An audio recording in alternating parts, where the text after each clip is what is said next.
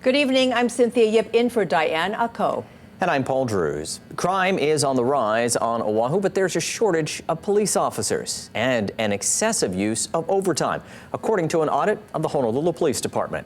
Jefferson Tyler has details of the overtime issues that may affect crime rate and the health of officers. As far as limiting overtime, Kapolei and Waianae District 8, the commanders tried to do that in the last several months, putting a cap of 24 or 32 hours, a limit on an officer per week. So they're really trying to limit it right now. Rising overtime is an issue. A recent audit of the Honolulu Police Department found that overtime costs shot up from $19 million to $38 million from 2015 to 2019. That's 15% of the department's 2019 manpower budget.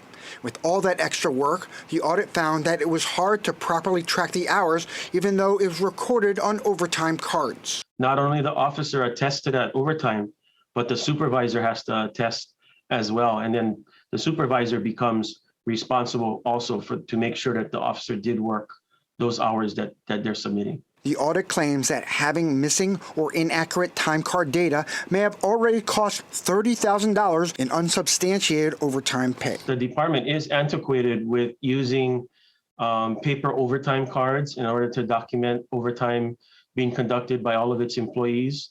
We already have an e-form system with the city and the department to do our discretionary leave whenever you want to take vacation or comp time or sick leave or whatnot.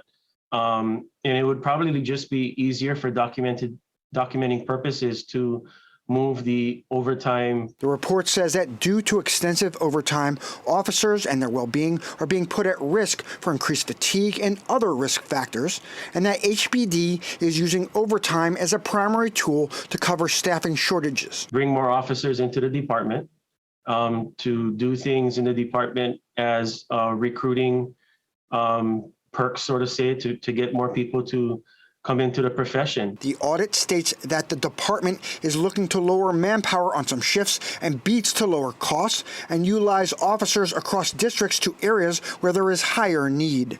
Jefferson Tyler, KITV4 Island News.